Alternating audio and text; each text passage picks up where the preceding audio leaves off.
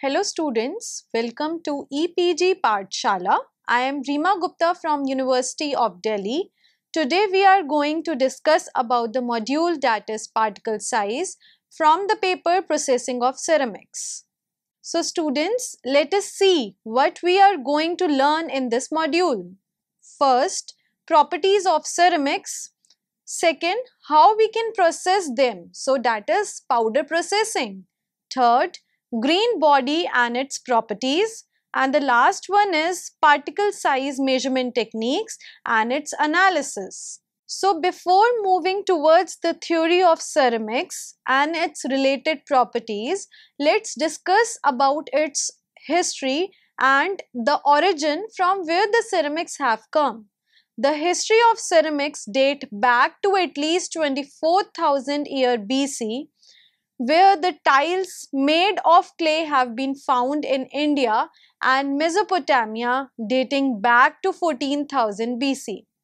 The clay is the most abundantly occurring raw material on the surface of earth, and the ceramic industry was born once the human learned how to mix it with water, shape it and fire it in kilns. No wonder that the word ceramics itself is believed to be derived from keramos, which is the Greek word for clay.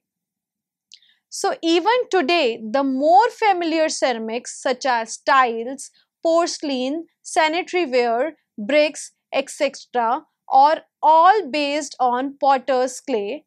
However, in addition to these so-called traditional ceramics, we have a new class of ceramics called advanced ceramics, which came on the scene in 20th century as the material system became more refined and spatial compound, and processes were developed for structural and electronic applications.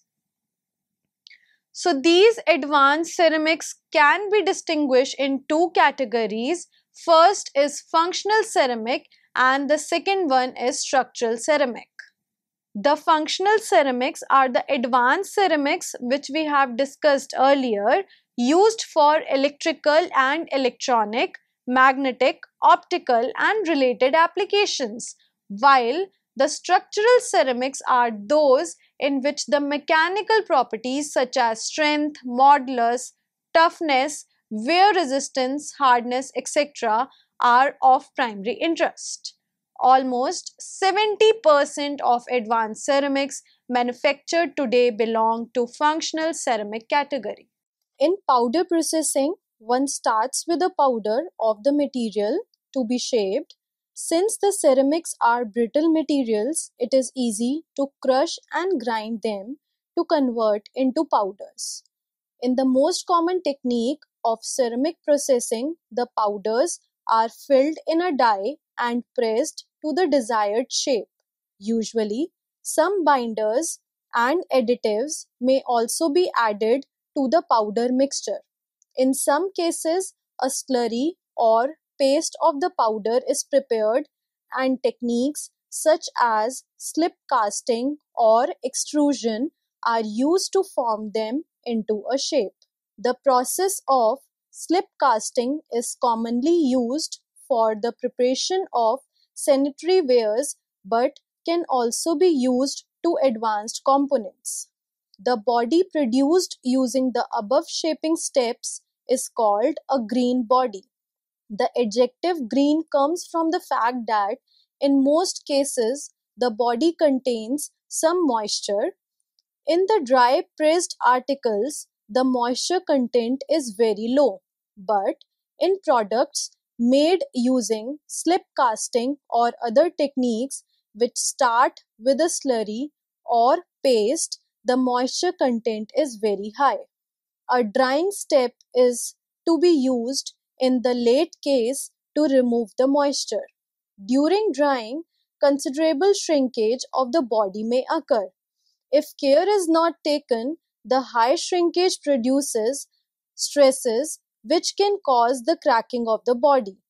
After drying, the green body is very fragile with a very low strength and low relative density.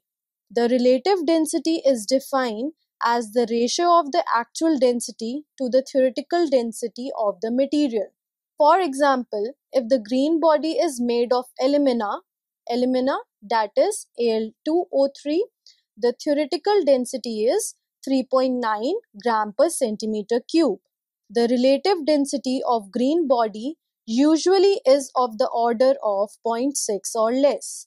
It is useful to maximize the green density as a high green density leads to a high final density. Often, special techniques such as isostatic pressing and hot isostatic pressing are used to maximize the green and final densities. As mentioned earlier, the green body has a low density, low strength, and is very fragile. So, to develop the desired properties, it is subjected to a firing option in which the green body is heated to a high temperature, usually of the order of 0.7 to 0.8 of the melting point of the material. During this step, a phenomena called sintering occurs. In this process, some grain growth occurs during firing. A properly sintered body has a high relative density as well as strength, which may be more than 0.95. Also, it has high strength and other desired properties. As the relative density is less than 1, there is always some porosity in the powder processed ceramics. Therefore, the final step in the processing may be some grinding and polishing of the sintered body to get the desired dimensions and finish. In some cases, special techniques are also used to machine the body and to achieve the desired steps. The properties of final product depend on several factors, and these includes the characteristic of starting powder, additives mixed in the powder, green body preparation techniques used, and the firing conditions. We will first discuss some characteristics of the powder. This will be followed by techniques of cold pressing, slip casting, and some others to produce the green body. Finally, the processes occurring during sintering and how they control the properties will be discussed, and the emphasis throughout will be on the science of ceramic processing. Amongst various characteristics of the starting powder, the particle size is one of the most important characteristics. It has a great influence on powder flow and handling, powder compaction and green density, sintering temperature, the sintered density, and the properties of sintered products. In general, finer powder needs a low sintering temperature and leads to higher sintering densities, a finer grain size, and an improvement in properties. However, a fine powder is also more difficult to process and may require special processing steps. The range of particle size used in ceramic processing is very large. Usually, the particle size range between 50 nanometers to 1 millimeter, but in some cases it can be much larger, that is a few centimeter, or much smaller, that is a few nanometer. It may sometimes require more than one measurement technique to cover full range of sizes in a given powder. Before moving further, let's discuss some basic terminologies. So first is the relative density. As discussed earlier, relative density is the ratio of actual density to the true density. Next is green density. Green density is the density of green body which has low density and low strength. Next is sintered density. Sintered density is the density of the sintered body having high density and strength. Porosity. Porosity is a fraction of space occupied by the voids. It may be open or closed. Bulk density. It is a ratio of total mass of the body to the total volume of the body, and it includes porosity as well. For example, to calculate the particle size, we have an particle size data which is shown in table 2.1. The particles in a given sample of any powder in general have sizes lying in a range as discussed earlier, that is, they have a size distribution. The simplest way to present the particle size data is to count or weigh the particles lying in different size intervals and give the result in a table or as a figure. Here, the sample powder contains 500 particles. The number of particles lying in different size ranges is tabulated in column 1 and 3. In column 2, the midpoints of the size ranges are given. In column 4, the relative frequency of the particular size is tabulated, while in the last column, the cumulative frequency is given. So in particle size measurement technique, there are several techniques which are available for measurement of the particle size. Choice of a technique depends on the expected range of particle size, cost of the measuring instrument, time available to perform the measurement, and so on. Sometimes two or more techniques may be required to cover the whole range of sizes in a sample. The common techniques which are used are sieving, microscopy instruments, using the sedimentation of particles, and light scattering techniques. So for determination of particle sizes in a nanometer range, the techniques of photons, correlated spectroscopy, or imaging techniques such as electron microscopy or atomic force microscopy, which we call as AFM, are used. So the details of such techniques are not covered in these modules, but these are available in various books. As discussed in previous slide, in figure 2.1, the data has been tabulated and the same data has been figured in figure 2.2. The data in the table is drawn as a histogram in figure A, a relative frequency plot in figure B, and a cumulative frequency plot in figure C. Before doing the calculation for particle size, there are various different cumulative distributions which we are discussing. So the most common method of presenting the particle size data is a cumulative frequency plot, which we have seen in figure C of previous slide. If the ordinate of this plot is multiplied by 100, it becomes a cumulative percent. This plot gives the fraction or percentage of particles finer than a given size and is called CNPF, where CNPF stands for cumulative number percent finer than. If the ordinate is subtracted from 100, then it becomes CNPL plot, where CNPL stands for cumulative number percentage larger than. Depending on the technique used for the determination of particle size, the data may be available as particle diameter versus number of particles, or mass of particles or volume of particles. If the density of all the particles is the same, then the data should be identical whether presented as diameter versus mass or diameter versus volume. When the data is presented as diameter versus mass of particles, say the mass of powder retained on a sieve, then the resulting plots will be CMPF, that is cumulative mass percent finer than, or a CMPL, that is cumulative mass percent larger than plots. The parameters for particle size distributions are mean particle size, variance, and skewness.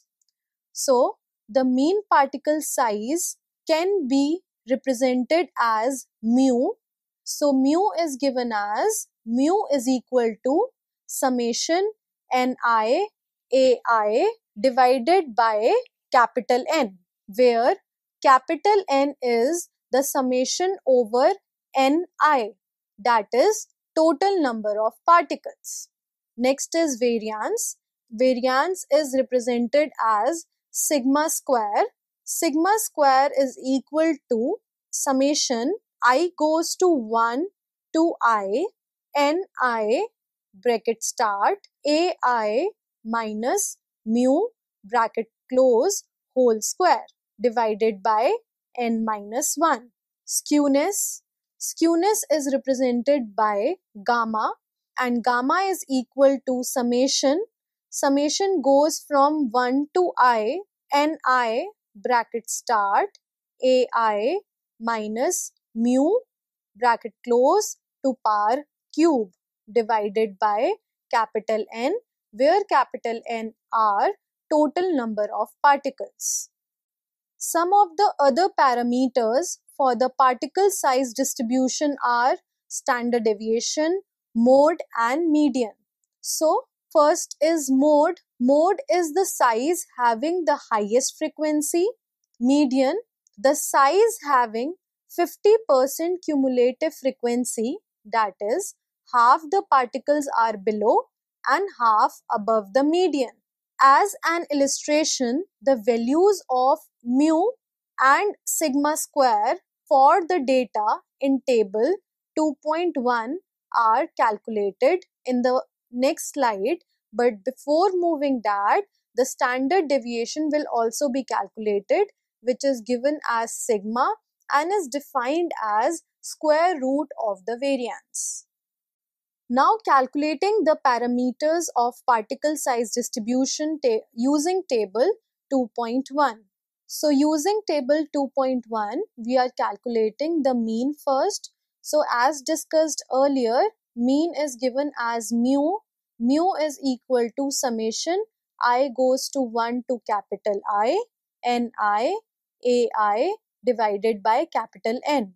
So from the table, we can see that it is coming out to be 5.9 micrometers. Using table 2.1, we are calculating standard deviation and variance.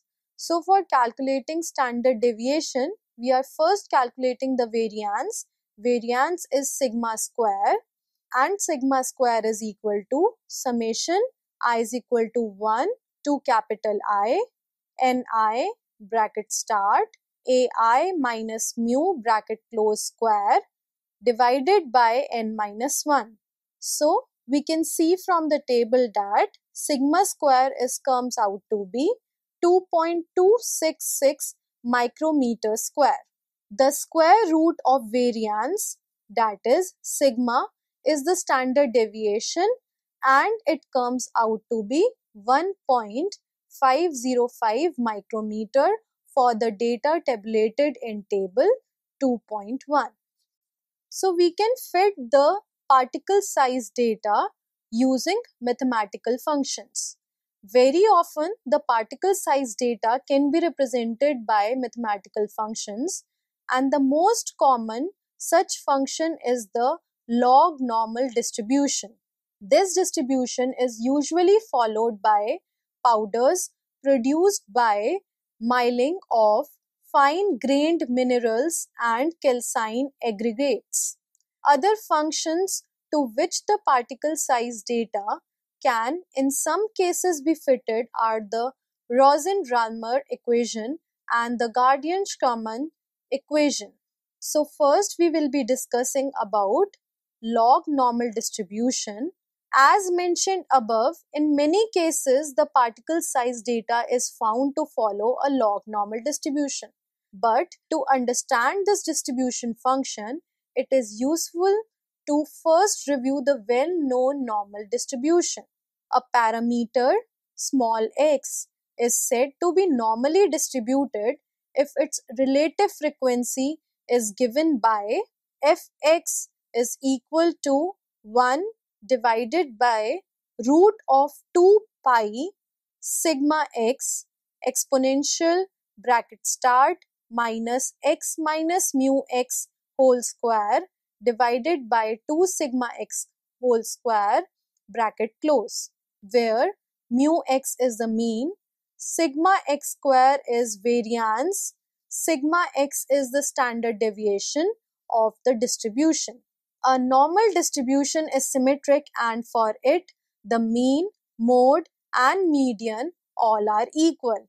Therefore, mean, that is mu x, is equal to mode is equal to median for the normal distribution.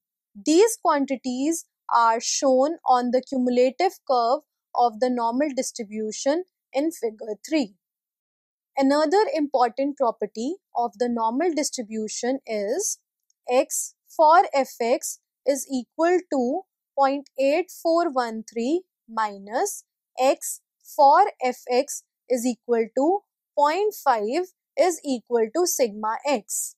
Here, fx is the cumulative frequency for x. This implies that a fraction equal to 0.6826 of the sample lies within one standard deviation of the mean size. The value of standard deviation is thus easily found by subtracting the value of x for fx is equal to 0.5 from the value of x for fx is equal to 0.8413 using the cumulative plot. Now we come to the log normal, that is ln distribution. In ln distribution, a natural logarithmic of the parameter, that is ln x, is normally distributed. That is, if y is equal to ln x, y is normally distributed. The distribution is given by f of ln x is equal to 1 upon root of 2 pi ln sigma g exponential bracket start minus ln x minus ln mu g whole square divided by 2 bracket start ln mu g bracket close to power square bracket close. The parameters mu g and sigma g are called the geometric mean and the geometric standard deviation. A log normal distribution is positively skewed when plotted as particle size versus relative frequency. The normal and the log normal distributions can be compared, and it is observed that log normal distribution is skewed to the right, that is to the larger sizes.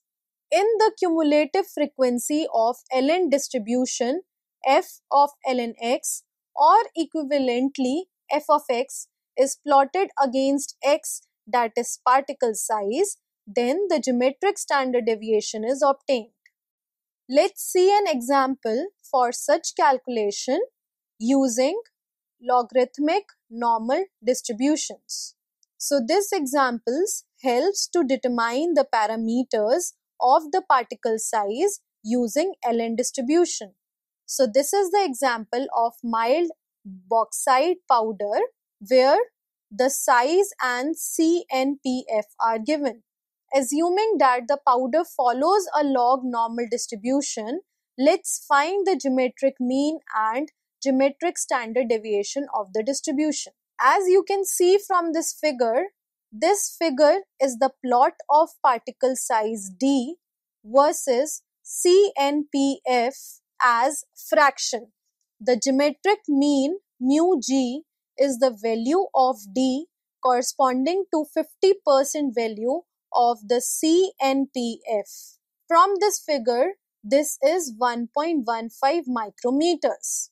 The value of geometric standard deviation sigma g is obtained by taking the ratio of the values of d corresponding to CNPF, which is 84.13%, and the mu g. Therefore, from this figure, sigma g is equal to 2.85 divided by 1.15. That is the ratio of the values of d corresponding to CNPF to mu g.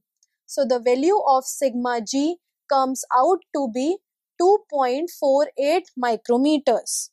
Hence, for the above particle size distribution, the geometric mean, that is mu g, is 1.15 micrometer, and the geometric standard deviation sigma g is 2.48 micrometers. Therefore, using this example and log normal distribution, we can see that we can calculate the parameters of particle size data. So the first equation is Rosen-Ramler equation. The particle size data of some materials follow this distribution. It is given by Fm as a function of A is equal to 1 minus exponential to power minus A by A naught to power m. Here, A naught is characteristic parameter of the distribution, for which Fm as a function of A is 0.37 and m is the shape parameter. The reciprocal of m is a measure of the width of the distribution. That is, if m is large, the distribution is narrow. While discussing the mechanical properties, we will again come across the parameter where it is called the Weibull distribution. So the next distribution is Gordon-Schumann equation. In this, the particle size data of coarse industrial minerals produced by crushing and grinding often follow this distribution. It is given by the following equation, and the equation is Fm as a function of A is equal to A by A max to power n. Here, n is a constant indicating the range of sizes and A max is the apparent maximum size obtained by extrapolation. For this distribution, a straight line would be obtained when it is plotted on a log-log paper. So students, let us summarize what we have learned in this module. So initially, we have started with the processing of ceramics, and the processing of ceramic is mostly carried out using powder processing. The powder is first compact into a desired shape by a technique such as dry pressing. Then the pieces thus obtained is called green body. The green body is first dried and then fired to obtain a completely dense structure. So the characteristic of starting powder have a great influence on a final properties. So one of the most important characteristics of ceramic powder is its particle size distribution. It can be measured using several techniques which we have discussed in this module, and from the data obtained, several parameters of the particle size distribution such as average particle size at given mass percent can be specified. So often it is possible to fit the particle size distribution to standard statistical distribution functions. So in that case, the complete information about the particle size is specified by just giving the parameters of the distribution, which are usually 2 in number, and one of the most common of these function is the log normal distribution function, which we have discussed in this module. From a plot of the cumulative number fraction or the cumulative mass fraction, the parameters of the distribution like the mean, standard deviation can be deduced, which give complete information about the particle size distribution, where several other statistical distribution are also used to fit the particle size distribution data and get the accurate values. Thank you.